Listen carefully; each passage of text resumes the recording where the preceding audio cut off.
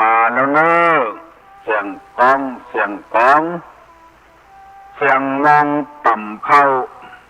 เสียงตุเจ้าเทศนาธรรม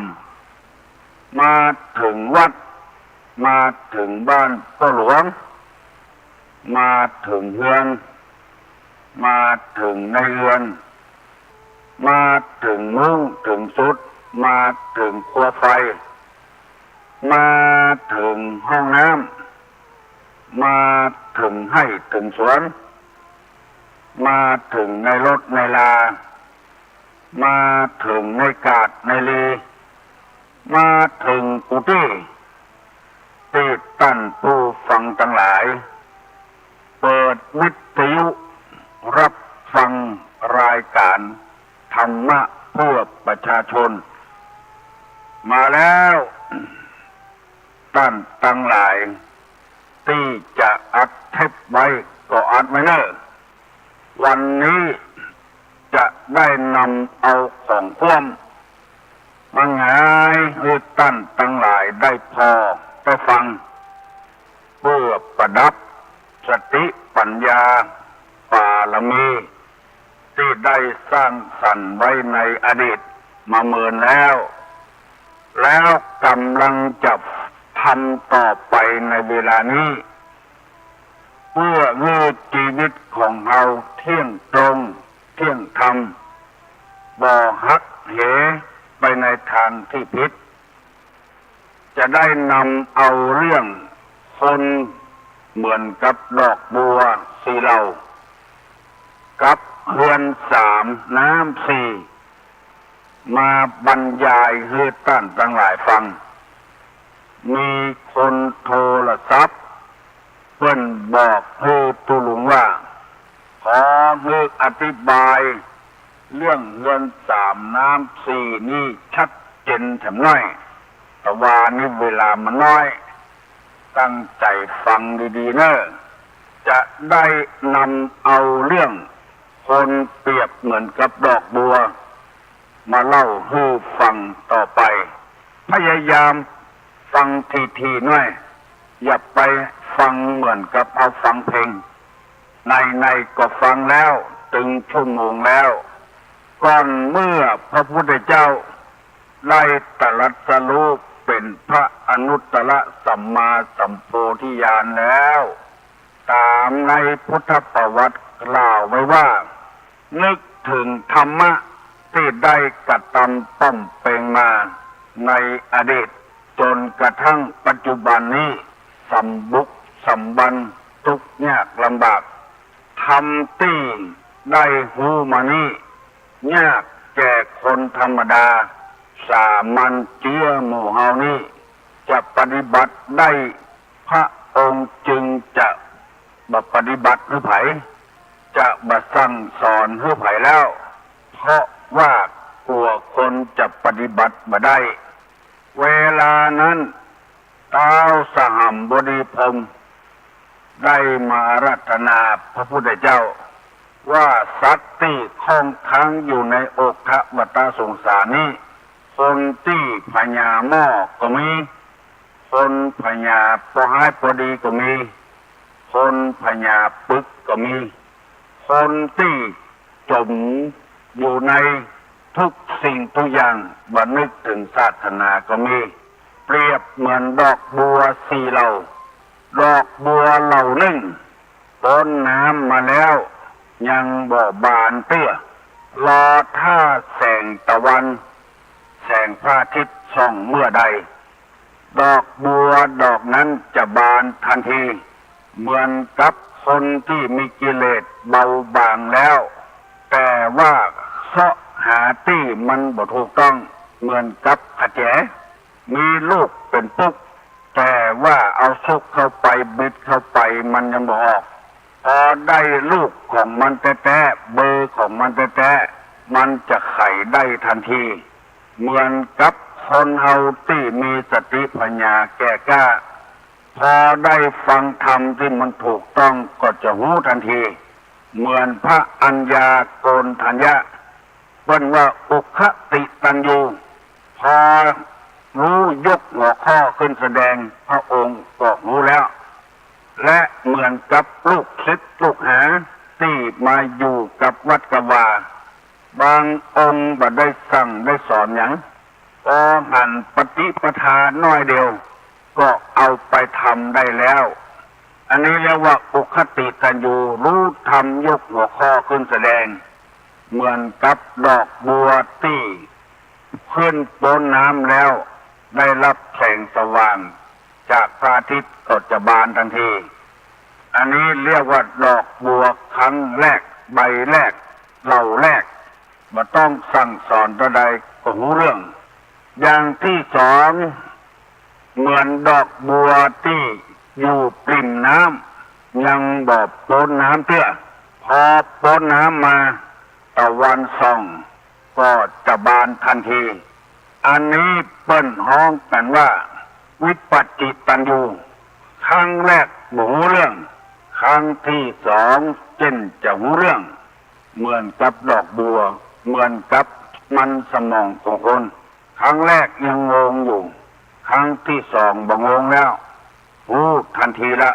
เหมือนกับวัปปะพัทธิยมหานามะอัสสชิในปัญจวัคคีย์ทั้งห้าในโลกนี้ก็ยังมีอยู่คนชนิดนั้น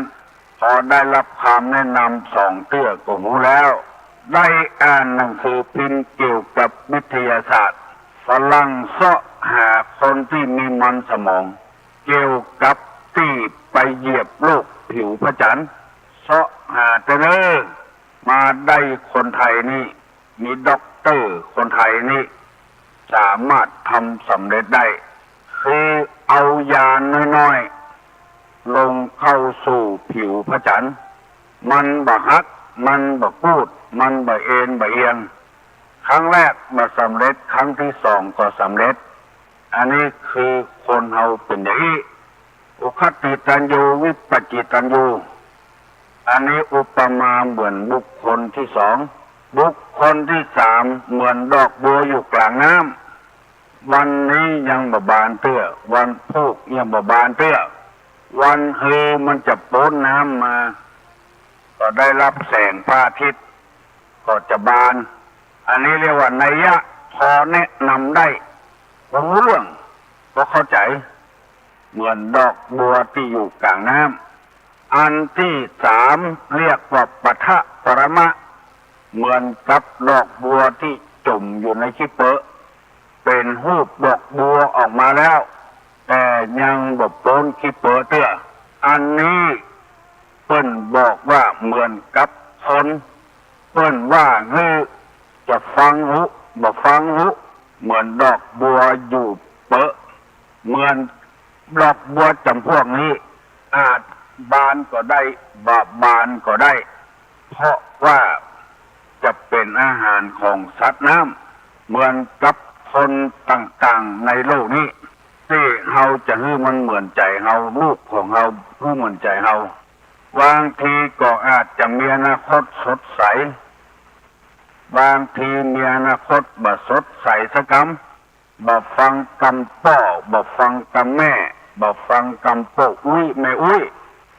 หูหน้าตาเหมือนไปฟังคำเพื่อนคำฝูงบุญถือว่าเพื่อนฝูงนี่เป็นคนดีมิเศษแนะนำไปในทางที่บดีแอลเมื่อคืนกินเหล้าเมายาซื้อรถเครื่องฮือก็เอาไปขายเอาไปหายมีสปะสเปดทำให้พ่อแม่เครียดเกิดนักจะฆ่าก็เสียดายจะขายก็มีไปซื้ออันนี้เรียกว่าปัทถปรมะเหมือนกับดอกบัวสุดท้ายบานก็ได้บ่บานก็ได้อันนี้อุปมาเกิดขึ้นกับพระพุทธเจ้าพระพุทธเจ้าเลยตัดสินใจรับนิมนต์เทศนาธรรมก็ออกแม่ออกที่มีลูกเหมือนกับคนสุดท้ายนี้ขอเนื้อปากันตรงตกเนี่ยก่อนอย่าไปกึดมานักอย่าไปยูคกขึ้นดอยขึ้นได้น้อยเดียวลงอย่าเป็นวาสองวาอย่าไปเครียดกับมันเนี่ยการปฏิทิกบอกแล้วแล้วมันบอกฟังมันไปฟังเพื่อนฝูงมันพุ่น บอกว่าลูกไผ่หลานไผ่ขอให้คิดเอาอย่างดอกบัวนี่เนอะจะไปเลื่อเหมือนเปิ้นเหมือนต้านมันบ่ได้แล้วปูนกว่าอายุมันนักขึ้นมา21 22 24 25มันจะหูคนเดียวมันถ้ามันยังบ่หูตัวก็ยกว่าเป็นดอกบัวเนี่ยสตางค์ก็เสี่ยงยังบ่พอทำให้เขาเกลียดตัวแถมเสียอย่างเดียวพอละอย่างอื่นบ่มันเสียอนาคตเป็นเรื่องของมันเฮาไปจะอยู่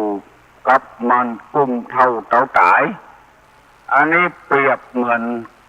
คนเหมือนดอกบัวสีเหล่าอันที่ว่าเฮือน3 น้ำ 4นั้นก็คือว่าในสมัยโบราณลูกของเราเป็นไม่ยิงจะไปอยู่บ้านพ่อผัวแม่ผัวพ่อแม่เป็นสั่งสอนเนี่ยก่อนสอนเนี่ยก่อนสั่งเนี่ยก่อนบ่เหมือนบ่เดียวบ่มีไผสั่งใส่สอนลูกเต้าอยู่เลยใครได้ก็เอากันแล้วปะกันร้านอาหารร้านคาราโอเกะเอามาอยู่บ้านอยู่แล้วเป็นเจ้าอี้เฮาจะว่าหรือไผเพราะสังคมมันเหลวแหลกนะจ๊ะอันคนเฮานิยมวัตถุบ่นิยมศีลบ่นิยมการแล้วคนที่จะเอาแม่ยิงจำพวกนี้มาทำพันธุ์เอามาเพาะเอาลูกเอาเต้าแถมลูกเต้าก็จะเป็นเยอะอย่างแม่มันเนี่ยกินเหล้าเหลือประจายก่อนตัณหาราคะมีหันนดอันว่าเฮือน3นั้นเป็นว่า1เฮือนอยู่2เฮือนต่อไฟ3เรือนผมอันนี้เปิ้นบอกคือลูกวันไหวน้อยล่าถ้าไปอยู่บ้านพ่อผัวแม่ผัวจะไปละเฮือน3 น้ำ 4เนอะเฮือนอยู่นั้นเฮือนที่เฮาอาศัยตึงวันมันกวาดมันเพี้ยวอย่าไปมันสกปรกโสมมกลางบนก็มีก้าใส่ไงกำปุ้งตังลุ่มเหี้ยเบอผ้าประจายหุผ้าไม่ยิงหุเอารวมกันนั่นแล้วไผ่ห้องไผ่เป็นห้องไผ่บูสุนสารอุ่นอ่านกันเป็นคนมักง่ายกระจกที่ส่องถึงวันกระจกหน้าต่างบัดเจ็ดบัดหูอย่างสักอย่างอยู่ไปกินไปตึงวันเพื่อนตึงมีวันปิดวันเสาร์วันอาทิตย์เอาเวลาไปแอวเลอะเหลืองปลาลูกปลาเต้าไปตำปุ้นห้านสรรพสินค้าพุ่นที่ห้านใหญ่ๆปุ้นจำมือละอ่อนจ่ายสตางค์จ่ายเงินเลือกเอาของซึ่งมันบ่เหมาะสมละอ่อนจะย่ามหมู่นี้ได้ระวังจวนลูกจวนเต้าเพี้ยวพัดห่อเงินเดือนดาวไว้ดีๆอันใดไว้สูงอันใดไว้ต่ำอันนี้เปิ้นว่าเฮือนอยู่ที่อาศัยสลีที่นอนเอาไปตากผ้าปูที่นอนเอาไปซักเพื่อหมอนนุนเป็น6 วัน 7 วันบ่ซักเหม็นกลิ่นน้ำลายอยู่หันตึงบ่เพี้ยวบ่พัดผ้าลบผ้าสลีผ้าปูที่นอนอันนี้เงินอยู่จะต้องสะอาดต้องเป็นเวลาเลยมันมีกลิ่นเหม็นกลิ่นของคนนี่มันเหลือกินอย่างก่อนถ้าเฮาบ่พัดบ่ถู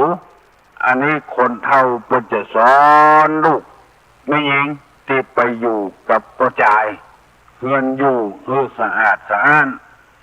เฮากำลังหาอยู่บ่มีคนใจเตื้อแล้วพยายามอย่าไปเอาแรงงานต่างด้าวมาอยู่กับบ้านกับจองไว้ใจบ่ได้โคตรขับปุ่นมันอยู่บ้านไหนเมืองไหนบ่รู้ถ้าเอามาใจอย่างอื่น แปลงข้าวต้มขนมแปลงสินค้าต่างๆนี่พอจะอู้ได้เอาเข้าไปในห่อในเงินยุ่งแล้วหนังสือพิมพ์ลงเอามาอยู่10 กว่าวันไว้อกไว้ใจมันเพชรพลอยสายสร้อยสายคออยู่ที่ไหนหัวหมดกองเจ้านายออกบ้านไปลักของเปิ้นไปอย่างหมดไปอยู่ที่ไหนบ่รู้หมู่นี้จะไปไว้ใจทางจะไปวางใจคนจะโจรใจเองแรงงานต่างด้าวนี่สำคัญมากปากหวานก้นส้มอย่าไปเอามาใจถ้าจะใจก็ใจหมู่ที่มันมีหลักมีฐานขนาดหมู่แรงงานเปิ้นส่งขึ้นมาแล้วยังเอาอยู่ที่เมืองฝางเป็นตัวเจ้าแต่มาอยู่กับครูบาเผ่าพันธุ์เดียวกันเป็นคนไตใหญ่เหมือนกันครูบาก็เผลอบางทีเปิ้นเอาอย่างมาตานเอาของมาตานบ่แบ่งให้มันได้สตางค์มาก็นับให้มันหันเมื่อค่ำมาเอามีดปาดครูบาปาดคอเมื่อเจ้ามาเลือด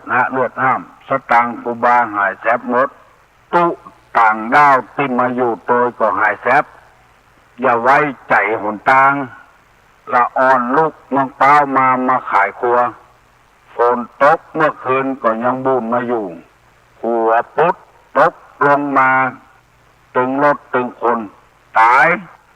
ตึงผัวตึงเมียไว้ใจหนตางนั่นไปนึกว่าบ่เป็นหยังพอสะพานมันปุดลอยจมตึงผัวตึงเมียเคยหาหน้าที่จะตายเสี่ยงเศษเสี่ยงกรรมมาตายสักคำอันนี้เรียกว่าเฮือนอยู่2เฮือนเต่าไฟถ้วยจ้อนกินถ้วยใดเฮือล้างถ้วยนั้นอย่าเอาไปแจ้ไว้มันเกิดเชื้อโรค2 วัน 3 วันก็แจ้อยู่ให้นะพอต้องการถ้วยมาฝั่งล้างฝั่งเจ็ดมันกำลังใหม่ๆอยู่เชื้อโรคยังมาตายเด้อคนโบราณเพิ่นสอนลูกสอนเต้าว่าจานเป็นถ้วยเป็นจอนรีบล้างเนี่ยได้ยินคนเฒ่าคนแก่เพิ่นเล่าฟังว่าสมัยตะก่อนบ่มีผงซักผ้าบ่มีน้ำยาล้างถ้วยล้างจานเพิ่นเอาน้ำอุ่นนี่น้ำฮ้อนนี่ล้างถ้วยล้างจานมันฆ่าเชื้อโรคล้างน้ำบาดาลก่อนเอาเบือกบวกเขาถูถ้วยเสร็จแล้วก็เอารวมกันต้มน้ำเดือดบุกเอาเข้าหดถ้วยแล้วเอาตากอันนี้เรียกว่าเฮือนเต่าไฟหลัวก็เก็บมาไว้เมื่อยามค่ำบ่ต้องไปลุบกหลัวเมื่อเจ้าคำเต่าไฟต้มบัดนี้บกหลัวคำเต่าไฟมันคืดโบราณเป็นว่าเฮามาพอนี่มันคืดแต่บกหลัวคำแน่แม่เต่าไฟแต่ก่อนนี้บ่ใจมีเต่าอังโลบ่ใจมีเต่าไฟฟ้าตัวบ่เดียว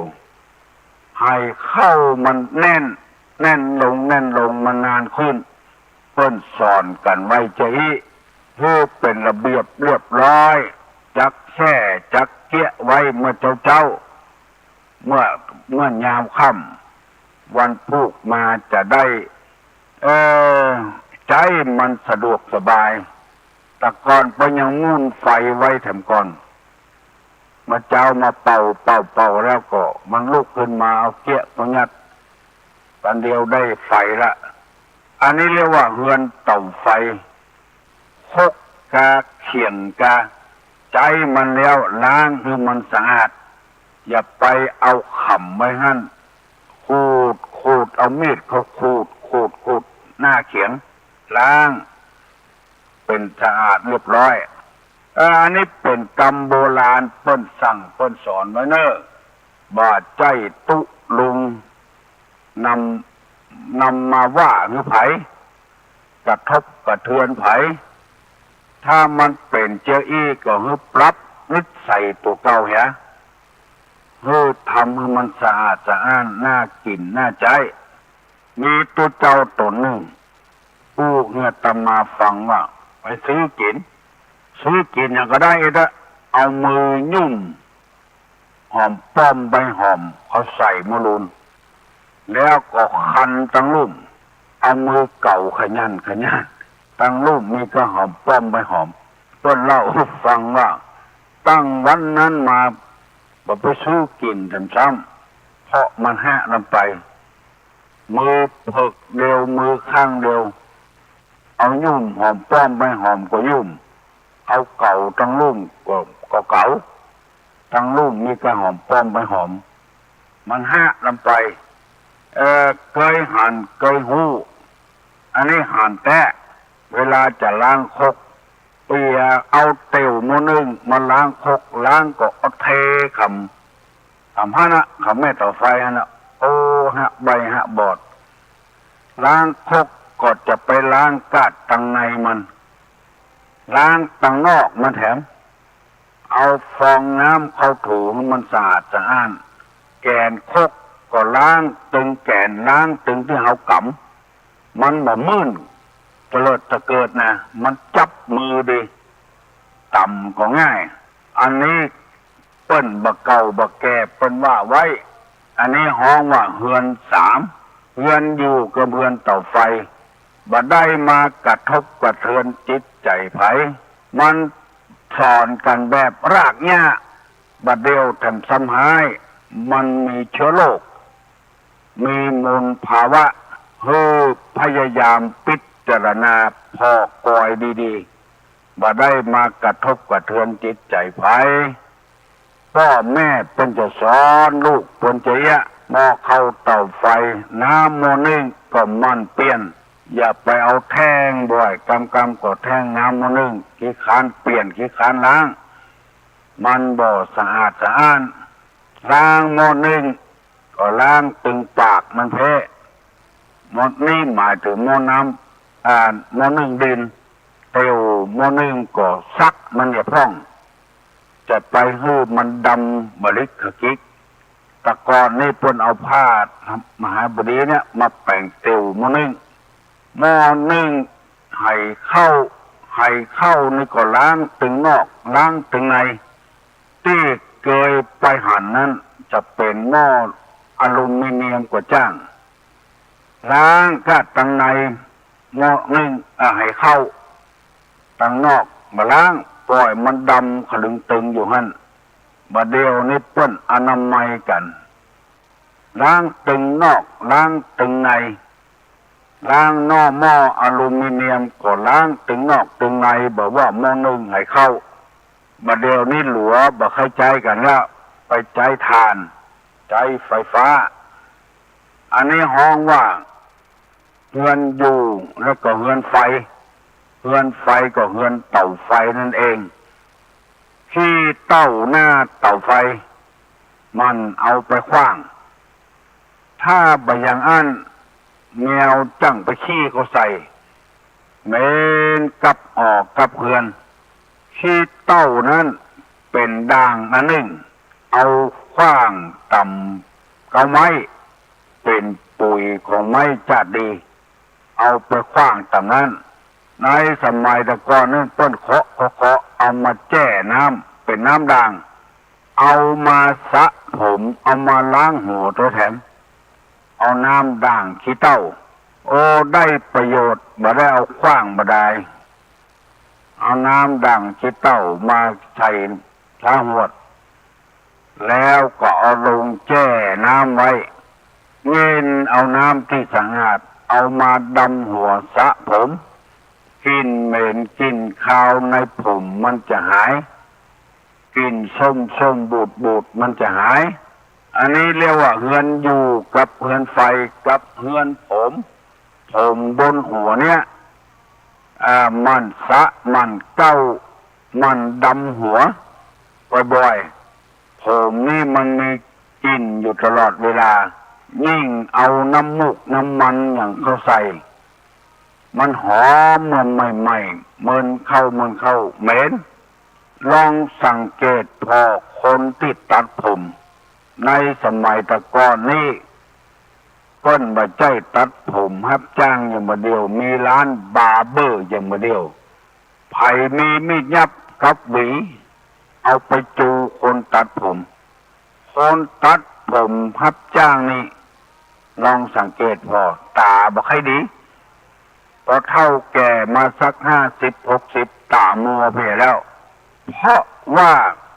กฎของผมในหัวคนเนี่ยมันบ่เหมือนกันเหม็นส้มเหม็นบูดก็มีเหม็นขาวจะใดก็มีมันไปกระทบกับแก่นตาทำให้ตามัว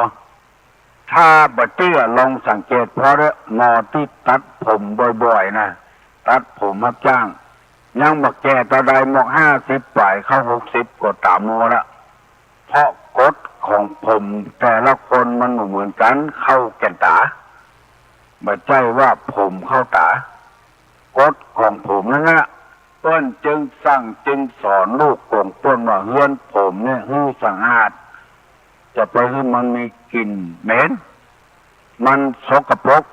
เมื่อมันเหม็นแล้วก็จายจังเบื่อเหม็นส้มเหม็นบูดผมไม่ยิงอันนี้เปิ้นสอนให้ลูกของเปิ้นว่าฮื้อมีเฮือน3เนื้อลูกเนื้อคือเฮือนอยู่เฮือนไฟเฮือนผมอันนี้เปิ้นจะสอนลูกเปิ้นจะตุลุงเล่าเฮือน3น้ำ4ให้ฟังว่าไปเวลามันเกินไปแล้วขอฝากขอฟังกับพี่กับน้องทั้งหลายมาเดี๋ยวนี้จะได้ปั่นปอนนะเนอะขอให้ปากันอยู่ดีมีสุขเนอะฟังดีๆนะถ้าอยู่บ่ดีก็บ่มีความสุขพิดกันเถียงกันก็มีความสุขถ้าอยู่ดีก็มีสุขเนอะฮิมากาขึ้นมีโชคมีลาภยกมือไหว้เนอะจะปั่นปอนแล้วสัพพะโลคะวินิมุตโตสัพพะสันตาปวัตติโตสัพพะเวระมติกันโตนิพพุโตจะตุวังภวะสัพพิติโยวิวัจจันตุสัพพะโลโกวินัสตุมาเตภวะตวนตะราโยสุขีติคายุโกภวะอภิวาธนสีริตานิจังมุทาปจายิโนจัตตาโลธรรมาวัฏันติอายุวันโนสุขังปลัง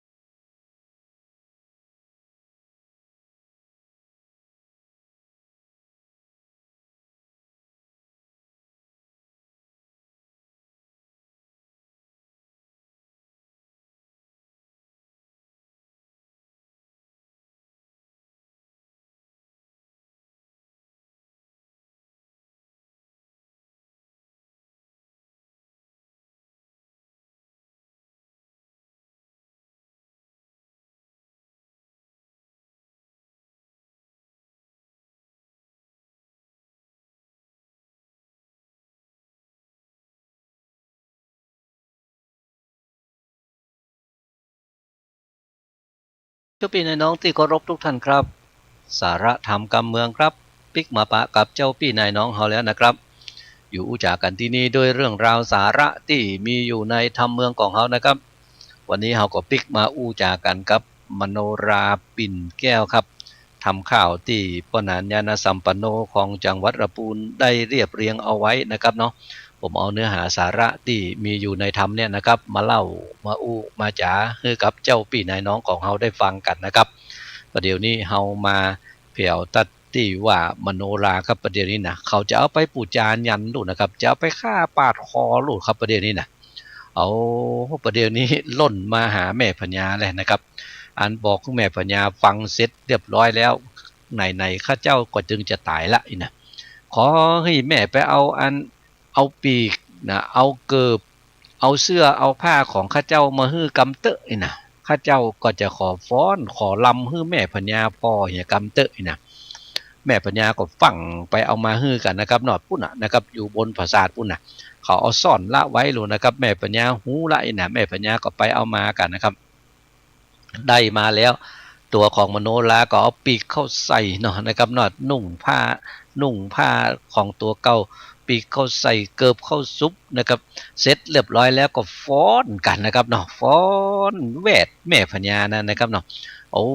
แม่พญาบ่เคยหันมาก่อนนะว่าฟ้อนอันอย่างมาเหมาะมางามอย่างอีแต่ว่านี่หายนะอันนั้นก็ฟ้อนไปนะครับเนาะได้3 รอบนะครับทีนี้ฟ้อนไปแล้ว3 รอบเนี่ยนะครับตัวของมโนราก็ยกมือขึ้นไหว้สาแม่พญากะกายะกัมมังวจีกัมมังมโนกัมมังสันจิจาโตสังอาสันจิจาโตสังสะปังโตสังกัมมันตุเมอันนี้บอกคือแม่พญาเราโอ้แม่เฮยถ้าว่ามีกายกรรมวจีกรรมมโนกรรมอันใดที่ข้าได้เคยล่วงล้ำก้ำเกินอีแม่ไปไหนนะขออีแม่จะไปถือโทษโกษาอันตัวของลูกเนยนะยกโทษอันนั้นให้กับลูกให้กำเตอะนะแม่ปัญญาพอได้ยินกรรมอย่างอี้แล้วเนี่ยนะครับเนาะโอ้ก็ป้าน้ำตานี่มันตึงอัน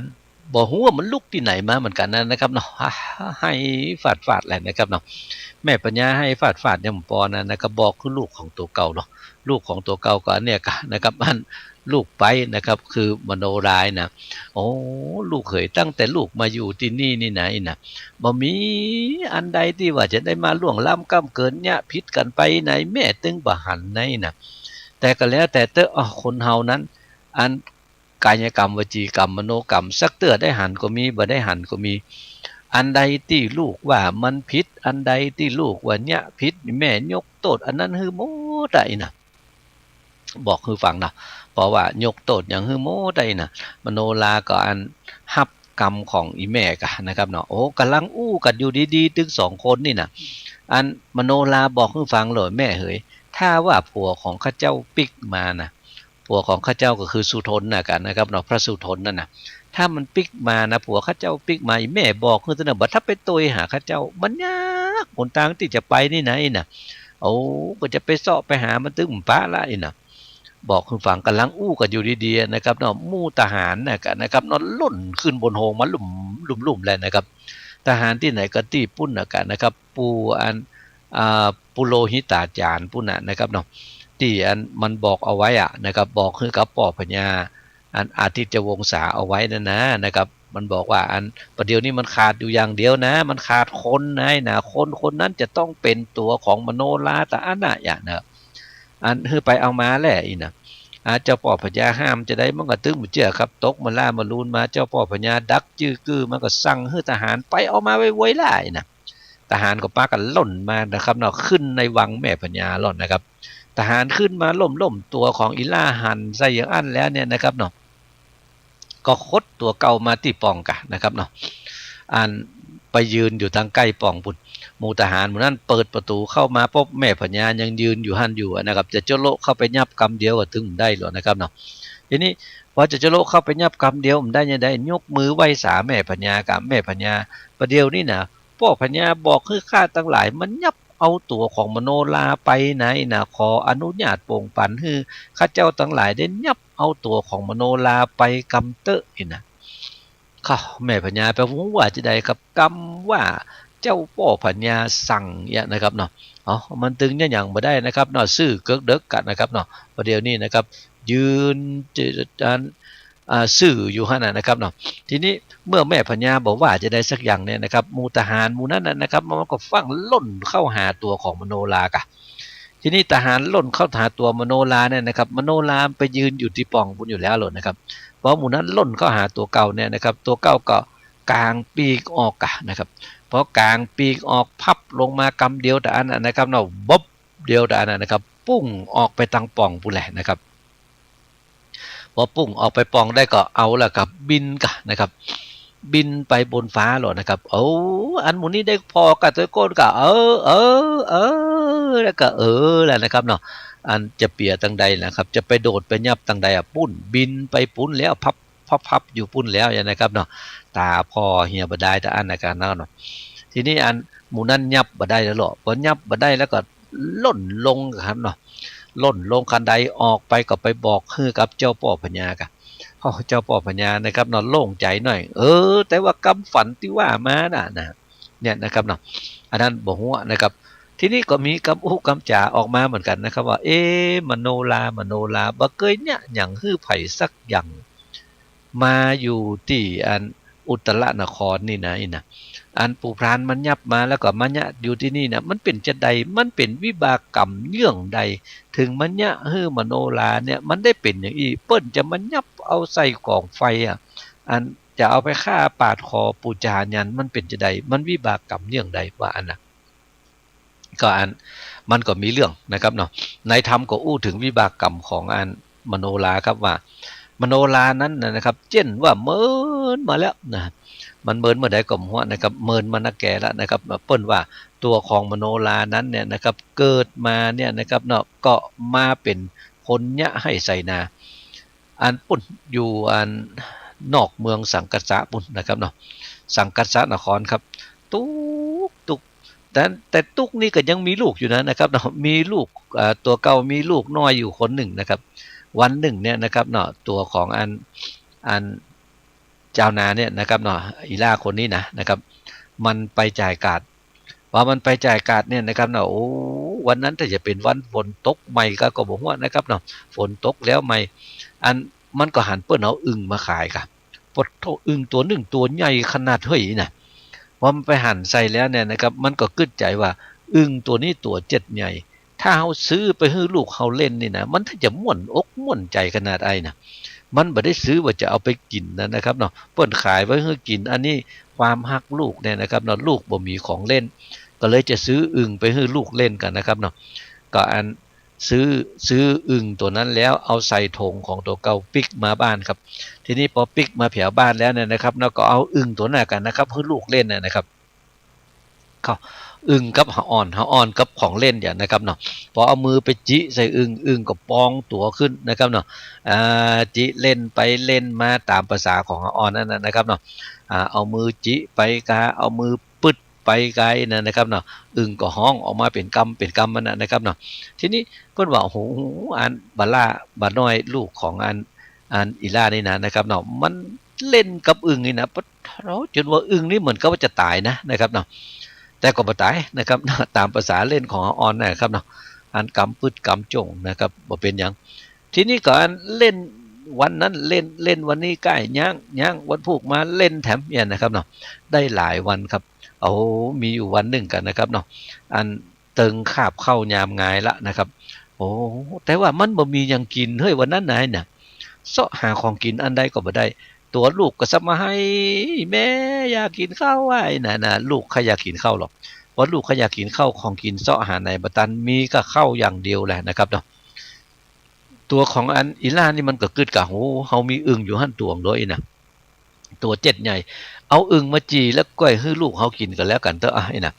พอกึดใจได้อย่างอันแล้วเนี่ยนะครับก็ดังไฟกันนะครับสุ่มไฟอยู่หั่นนะครับเนาะจนว่ามัน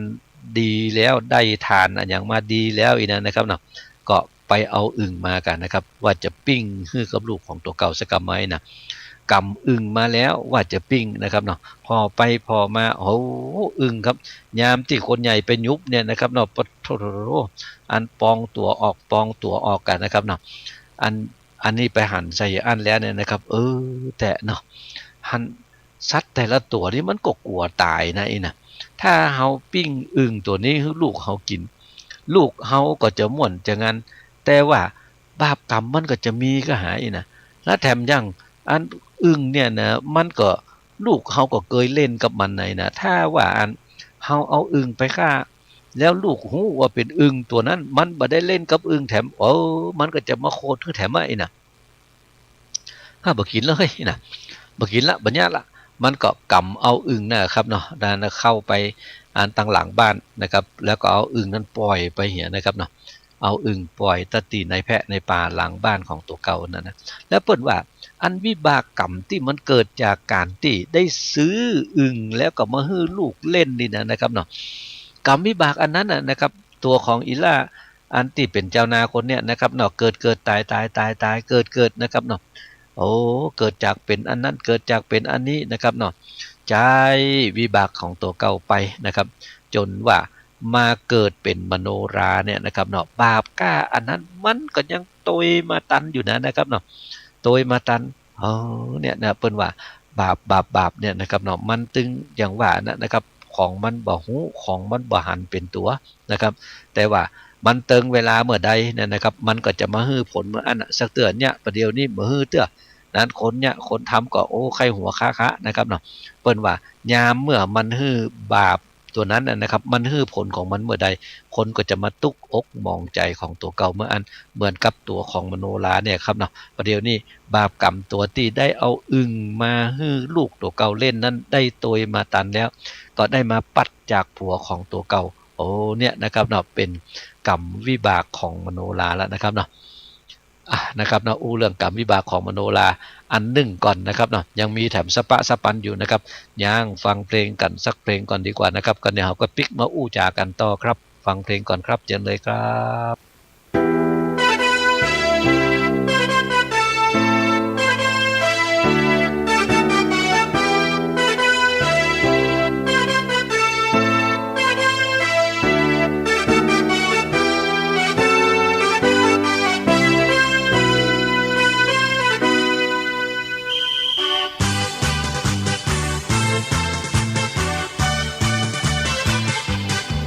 ดีใจ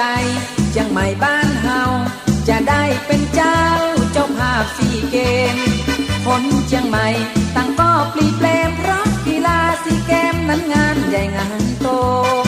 หมู่เฮาจะได้มีหน้ามีตาต้อนรับนักกีฬาพิธีเปิดปิดแสนโกหมู่เฮาต้องยิ้มย่องผ่องใส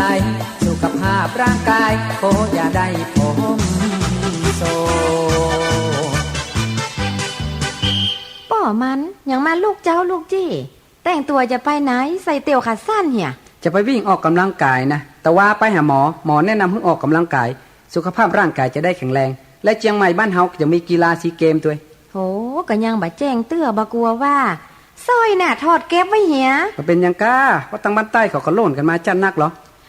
อันก็ดีอะลูกเจ้าอย่าพ่องตึงวันของลูกควายเกินน่ะวิ่งปีกมาแล้วน้องจะชงโอวันตินและลวกไข่ไว้ให้เนอก็ดีเหมือนกันแล้วน้องระวังพ่องนางไอเนอตัวซ้ำหล่นใหม่เหี่ยก็เดี๋ยวจะเต้านะบ่เป็นยังน้องไอไปก่อนเนอเจ้า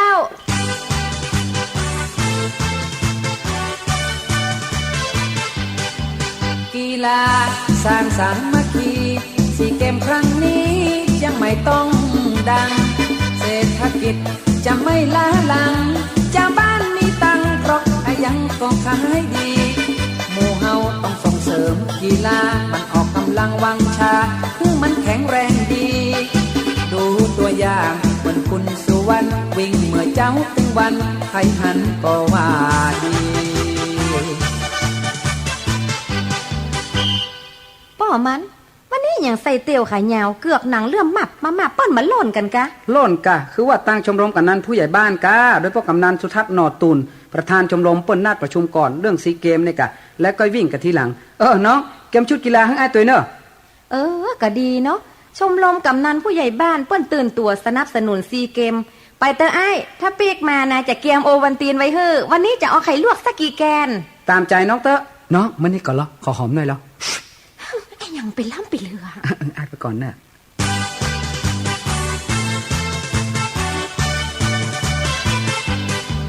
กีฬา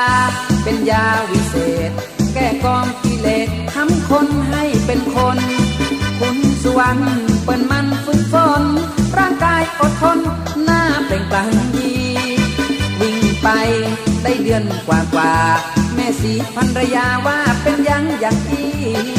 วิ่งปิกมาแล้วเป็นอิดเป็นอ่อนยังบ่เหมือนเมื่อก่อนบ่เคยอ่อนเพลียสักที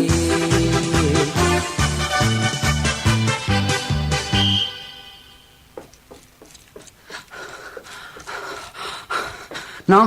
ขอน้ำหน่อยเหรอ ไอ้ยังอี้ไปล่ำไปเรืออิดไปอิดบอดเศร้าอยู่เหาะเหาะเหาะ ขอน้ำสักแก้วเด้อฮ้อนขนาด ไอ้สุวรรณไอ้สุวรรณมาอู้กันอู้เรื่องก่อนไอ้จริงอย่างใดวะเนี่ยเรื่องลูกในท้องอ่ะจะเอาออกก็ว่าจะเอาไว้ไผ่มาให้อยู่หน้าบ้านพี่สวัสดีเจ้าพี่เป็นเมียไอ้สุวรรณกะก็แม่นละกะไล่น้องไปไผ่เจ้าก็เป็นเมียไอ้สุวรรณน่ะกะเจ้าเคยมาถามเปิ้นว่าเปิ้นจะเอาอย่างใดกันแน่ประเด็นเนี่ยเจ้าท้องได้3 เดือนแล้วก็ใจเย็นๆอีน้องก้อยโอกันไอ้สุวรรณน่ะเปิ้นเป็นคนดีลูกบ่เคยไปไหนซักเตื้อจะออกจากบ้านก็เมื่อลูกวิ่งตอนเจ้าได้อันน่ะวิ่งเมื่องี้หยังเปิ้นไปหาเจ้าคู่เจ้าเหียเป็นอย่างอีกันนี่นักวิ่ง4 เกมอุตส่าห์บำรุงไข่คู่เจ้าให้เป็นนักวิ่งแหละฮะนี่หันก่อนนี่เปิดพี่จะไปเล่นของแข่งอย่างนั้นกะแล้วเรื่องลูกนักกีฬานี่จะอย่างใดข้าจะปล่อยตัวนักกีฬาสักกะมะไว้ไผ่ไว้มันเนอะสู้ตาย อย่าน้องอย่าน้อง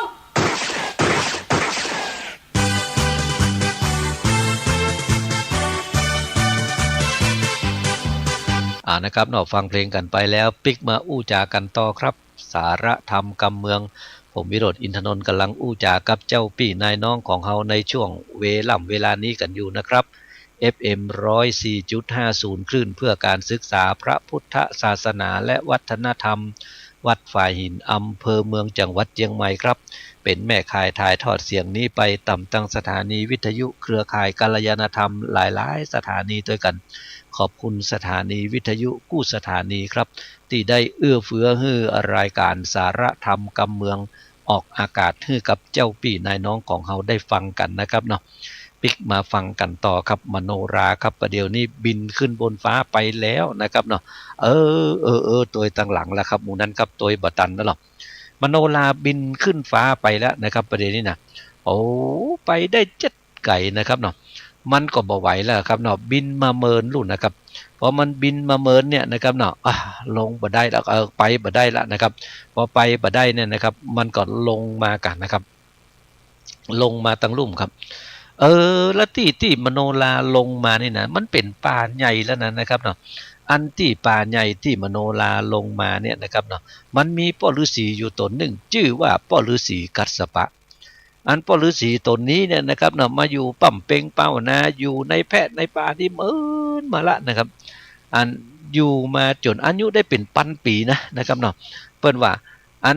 บอกว่าจะเป็นหมู่ยักษ์หมู่กุมพันหมู่ติปปัญญาธรอันยังตั้งหลายเนี่ยนะครับที่อันยังก็ตึงบ่มาอันค่ำขาลาวีพ่อฤาษีว่าอันน่ะพ่อฤาษีนั่นนะครับแล้วก็มีเมตตาอินดูขุนนากับหมู่สัตว์ทั้งหลายครับเขาอยู่ของเปิ้นไปก็ม่วนไปในแพะในป่าหันไปกันนะครับเนาะมโนราไปลงตติอันบ่ไกลจากที่อยู่ของพ่อฤาษีครับมันอิดดูนะครับบินมาเนี่ยนะครับบินแล้วมันบินหนีนะครับเนาะมันบินหนีเนี่ยมันจะเป็นได้บินไวหลุนะครับปีกนี้พับอยู่พบอยู่ขนาดนะครับเนาะพอมันอิดมันอ่อนมาลงมาแล้วก็มันย่างอยู่ในอันป่าหันกันนะครับเนาะในแพะในป่านั่นน่ะลงมันย่างอยู่แล้วพอมันหายอิดหายอ่อนแล้วเนี่ยนะครับเนาะตาก็พอไปพอมากันนะครับก็มาหันใส่ที่อยู่ของพ่อฤาษีเนี่ยกะหั่นมันศาลาหรออีน่ะศาลาแล้วน่ะถ้าจะมีคนอยู่กันเนี่ยไอ้น่ะก็ฟังเตียวเข้าไปกันนะครับพ่อฤาษีกำลังปั่มเพลงภาวนาอยู่เฮ้ยนะครับนั่งรับตาอยู่หั่นนะครับเนาะอันตัวอิล่ามโนราก็เลยเข้าไปหายกมือไหว้สาพ่อฤาษีก็พ่อฤาษีเฮ้ย อันที่เข้ามาอยู่ในป่าไม้ดงหนาเนี่ยพ่อฤาษีเป็นได้พ้องนี่นะก็อู้ตากันไปกันนะครับถามพ่อฤาษีไปอยู่สุขสบายดีกามีจันหน่วยไม้หัวมันอันอย่างตั้งหลายมีกินมีใจมีโรคภัยไข้เจ็บมาเบียดเบียนอันอย่างตั้งหลายก็นี่หายนะก็อันพ่อฤาษีก็เลยบอกคือฟังกะโอ้ลูกเคยอันนี้ป้อนี่นะอยู่ในแพะนี่นะมันตึงบ่มีอันอย่างไงนะบ่ยากไล่เครื่องขี่หัวมันมีหลายแลมีจุแง่โดงดานยังปอหาได้บ่ยากตึงหัวจากหัวจวกหัวบัวอันก็เล่าเรื่องให้ฟังเนาะนะครับประเดี๋ยวเนี่ยนะเฮาอยู่ในนี่ก็ม่วนก็งั้นบ่มีโลคาพญาตที่อันเข้ามาปาดตัวเฮาประเดี๋ยวนี้อายุได้ปันปีปลายแล้วอันนะนะครับเนาะนี่อันอยู่ปั๊มเปงปรมีได้ปันปีปลายวันแล้วลูกกับลูกที่ไหนยังใดมานี่หายังมาพดตั้งเพไอ้น่ะอีป้ออยู่ที่นี่มาตึ้งบ่เคยหันว่ามันมีคนจะมาพดอยู่ที่นี่ไหนน่ะปอฤาษีว่าอย่างอันแล้วเนี่ยนะครับมโนราก็เลยเล่าเรื่องของตัวเก่าให้ฟังกะตั้งแต่ปุ่นนะครับดอกอันปู่พรานนะครับเนาะไปยับเอามาแล้วก็ไปฮืออันพระสุทนนั่นน่ะเล่าเรื่องให้ฟังตึงหมดลงนะครับทีนี้พ่อฤาษีก็บอกโอ้ลูกเขยอย่างอีปะล้ำปะเหลือนะถ้าลูกจะปิกบ้านของตัวเก่าไว้นะตั้งบัดใจใกล้ๆเนี่ยลูกเนี่ยอยู่ที่นี่ก่อนมันมีห่ำมีแหงกันอย่างดีๆเฮก่อนแล้วก็ไปกันแล้วกันเนาะลูกหน่อยนะบอกมือจะได้กันแล้วนะครับน้องมโนราก็บอกดูโอ้พ่อฤาษีเขยข้าเจ้าตึงอยู่บ่ได้ประเดี๋ยวนี้นะข้าเจ้าจะขอปิกบ้านปิกจองของข้าเจ้าอันนั้นนะอันทีนี้เพราะว่าจะปิกบ้านปิกจองนี่นะตัวของมโนราก็บอกกับพ่อฤาษีหรือพ่อฤาษีเฮ้ยถ้าว่าผัวของข้าเจ้ามันโตยมานะอีนะขอพ่อฤาษีช่วยบอกมันกำเตอะว่าบัดถ้าไปโตยหาละอีนะบัดถ้าไปโตยหาที่อยู่ของข้าเจ้ามันไกลหนทางที่จะไปนะประตูมันตุกมันยากอีนะบัดถ้าไปละอีนะบอกคือขอพ่อฤาษีช่วยบอกคือกำเนิดอีนะอันนี้อันพ่อฤาษีก็บอกว่าถ้ามันมาจะบอกมันเฮ้ยแต่ว่าถ้ามันบ่เชื่อข้าจะยังเนี่ยจะใดอ่ะนะเนี่ยนะครับเนาะพอพ่อฤาษีคือพ่อฤาษีเปิ้นก็มีตาติบลุ่นนะครับพอไปตั้งหน้าหันอยู่เหมือนกันก้านะครับเนาะว่าอันจะบอกคือมันก็ตึงบ่เชื่ออย่างน่ะพอบอกอย่างอันแล้วเนี่ยพ่อฤาษีก็บอกว่าข้าถ้าว่าแล้วมันบ่เชื่อเนี่ยใดอ่ะไอ้นะมันรู้จะไปตัวหาเนี่ยใดพออย่างอีแล้วเนี่ยนะครับเนาะตัวของมโนราก็เลยบอกคือกันว่าถ้าบอกคือแล้วตัวของผัวข้ามันบ่เชื่อขอพ่อฤาษีช่วยเอาผ้านี่ฮื้อเขากำเนิดนะเอาผ้านี่ฮื้อเอาแหวนนี่ฮื้อเอาตัวของอีล่าเนี่ยนะครับเนาะบ่ใช่ว่าเอาครัวเอาของฮื้ออย่างเดียวนะครับเนาะบอกคาถาอาคมลูกบอกคาถาอาคมฮื้อกับพ่อฤาษีโดยวันเนี้ยพ่อฤาษีนะถ้าว่าผัวของข้ามันจะไปนะเข้าแพะเข้าป่าไปไหนน่ะอันขอพ่อฤาษีช่วยบอกกำเนิดจะเข้าแพะเข้าป่านั้นเนี่ยนะฮื้อเอาวอกไปตัวเพราะว่าถ้าวอกเนี่ยมันเอาไปตัวแล้วถ้าวอกมันเก็บหน่วยไม้อันใดกินได้นะอันนั้นกินไปตัวได้ละบ่ตายอะว่านะเพราะว่าในแพะในป่าเนี่ยอันหน่วยไม้ที่มันเป็นพิษเนี่ยมันมีนักถ้าวอกกินได้คนกินได้ว่าอันน่ะถ้าจะไปฮื้อเอาวอกไปตัวเนี่ยคนสมัยแต่ก่อนเพิ่นจึงว่าโลดนะครับเนาะเข้าไปในแพะในป่าไปแอวกาไปอย่างกาไปหลงแพะหลงปลากายนะมันมีหน่วยไม้นักถ้าว่าจะกินอันใดนี่คือพอก่อนถ้านกมันกินนี่นะอันนั้นกินได้เถอะหน่วยมันตกเหี้ยอยู่ตรงลุ่มถ้ามันใส่จอดล็อตไว้มีห้อยแมงอย่ามาขี้สักอย่างจะไปกินเนยนะมันเป็นของมีพิษหรอกนะครับเนาะอันนี้ซ้ำบอกว่าเอาวอกไปตัวถ้าวอกกินได้คนกินได้ว่าอันน่ะเตียวไปตั้งหน้าแถมจะไปปะใส่ปลาหวายว่าอันน่ะมีก็หวายอย่างเดียวแต่อันนั้นรู้มันตึงเสาะหาทางที่จะไปบ่ได้อันตัดที่หั่นเนี่ยคือเอาผ้านี่นะตุ้มตัวเก่าเหี่ยว่าอันน่ะคือเอาผ้าปันตัวไว้แล้วมันจะมีนกยักษ์ตัวใหญ่เต้าจ้างนี่ว่าน่ะนกยักษ์ตัวใหญ่เต้าจ้างนกอย่างนกหัสดีลิงน่ะกันนะครับเนาะมันจะมีนกยักษ์มาพอนกยักษ์ตัวนี้บินมาแล้วมาหันใส่นะมันจะมันย่ำเอาไปว่าอันน่ะอันนี้เป็นเรื่องที่มโนราบอกคือพ่อฤาษีก่อนนะว่าอันถ้าว่าจะไปถ้าว่าอันตัวของผัวของเปิ้นคือตัวของพระสุทนจะโตยไปนะคือเอาอันนี้ไว้ฮื้อเนยนะเพราะว่าผ้านั้นน่ะนะครับเป็นผ้าสีแดงทีนี้ผ้าสีแดงเนี่ย ถ้าเอาตุ้มตัวเก่าตึงหมดแล้วเนี่ยนกมันหันใส่มันจะนึกว่ามันเป็นจีนเพราะจะอันนกมันจะมันย่วมเอาไปย่วมแล้วมันก็จะบินขึ้นฟ้าไปว่าอันน่ะอันอยู่ดึงจะไปว่าอันอย่างตัวมันไปคือมันย่วมไปอันไหนนะเพราะว่ามันไปแผ่วที่อยู่ของมันแล้วเนี่ยมันเอาไปสวะไปวางไว้บนที่อยู่ของมันแล้วคือเอิ้นว่าอันน่ะตบมือคือตบมือคือเนี่ยโห่ห้องว่าอันน่ะถ้าอย่างอันแล้วเนี่ยนกเนี่ยมันจะสะดุ้งพอนกสะดุ้งมันจะฟั่งบินไปถ้านกบินไปแล้วก็ขจายลงจากต้นไม้อันนั้นว่าอันน่ะซื่อหน้าไปแถมมาจะปะจ้าง2 ตัวจ้าง2 ตัวเนี่ยจะเอาหัวมาจนกันอยู่หั่นอันที่หั่นเนี่ยเอายาเนี่ยนะเอายาเนี่ยตาตัวเก่าเนยน่ะพดจากหั่นไปแถมนะเพิ่นก็บอกคนต่างฮื้อนะครับว่าเตียวไปแถมประมาณ7 โยชนะที่หั่นจะมีดอยใหญ่ผากว้างและดอยอันเนี้ยนะมันจะเป็นดีงืดเพราะว่าดอยอัน2 อันเนี่ยนะมันอยู่ทั้ง2ทีนี้ดอย2 อันเนี่ยมันจะมาจนกันว่าอันน่ะจะเอา2 ข้างจนกันปูนดีอัศจรรย์แต่เล้าว่าดอยป่าเศร้าโด่งดานดังมีวิญญาณแต่ไสแล้วคือเนี่ยได้อันไปแผ่วดอยอันนี้คือสวดคาถาอันนี้ว่าอันน่ะสวดคาถาอันนี้แล้วปุ๊บเนี่ยนะดอยมันจะดักจื้อกืออยู่อย่างอันไหนนะมันถึงเนี่ยอย่างละมันจะแปลงห้องแปลงหัวขัดใจฟังไปลัดจากหั่นไปแล้วไปปะใส่อันหญ้าขาอันหมูหญ้าขาหมูนี่มันมีพิษเน้ออีน่ะเพราะมันมีพิษมโนราก็เล่าบอกทั้งหมดนะครับว่าหนทางที่จะไปเนี่ยนะมันทุกข์มันยากนี่นะว่ามันทุกข์มันยากอันอย่างทั้งหลายยังได้เล่าให้ฟังพอเล่าให้ฟังแล้วบอกให้ปอฤาษีหรอกอันถ้าผัวของข้าจะไปอันนี้ถ้าไปปะใส่ที่นี่สวดคาถาบทนี้ถ้าไปปะใส่อันนี้เนี่ยอย่างอีไปปะใส่อีเนี่ยอย่างอีนะครับเนาะบอกคือปอฤาษีถึงหมดแหละนะครับปอฤาษีก็รู้ว่าจะได้ก็นะครับเนาะก็จำเอานะครับเนาะพอจำเอากรรมของอีล่าได้ตึงหมดตึงมวลแล้วเนี่ยนะครับเนาะอีล่าก็ยกมือไหว้สาปอฤาษีหรอกปอฤาษีเฮ้ยประเดี๋ยวนี้ได้เวลาละข้าจะขอล่ำลาปอฤาษีเพื่อว่าจะไปอยู่ที่ของข้าอันขอเสนอขอปอฤาษีจะไปลืมเนอะอันปัวของข้ามาแล้วเนี่ยนะจะไปให้มันโตยไปถ้าเขาจะโตยไปขอช่วยบอกกระท่องกระถาเอาครัวเอาของมูนี่ตึงมดตึงมวลฮือเขาไปให้กำเนออีนะพอบอกอย่าอันเสร็จเรียบร้อยแล้วเนี่ยนะครับเนาะอีล่าก็ล่ำลาปอฤาษีกันนะครับเนาะปุ้นนะครับเนาะสยองขึ้นฟ้าพวกครับเนาะปุ้นกะซื่อหน้าเอาไปที่อยู่ของตัวเก่าปุ้นนะครับเนาะที่ไหนอ่ะปุ้นกันนะครับเขาไก่ลาดปุ้นนะครับเนาะเอามีที่ไหนบ่ฮู้นะครับเนาะอันนี้ก็อันอีล่าไปแล้วนะครับเนาะปอฤาษีก็อยู่ของตัวเก่าไปกันนะครับเนาะอันที่ในแพะในป่าอันนั้นไปนะครับเนาะเอากันเล่าไว้ตีก่อนดีกว่านะครับวันนี้เวลาของสาระธรรมกำเมืองได้หมดเสี่ยงกันไปให้แล้วนะครับเนาะผมวิโรจน์ อินทนนท์ขอล่ำลาเจ้าปี่นายน้องของเฮาไปด้วยเวลาเพียงแต่อีก่อนนะครับโชคดีมีใจเป็นของเจ้าปี่นายน้องเฮาจูผู้นายคนครับสวัสดีครั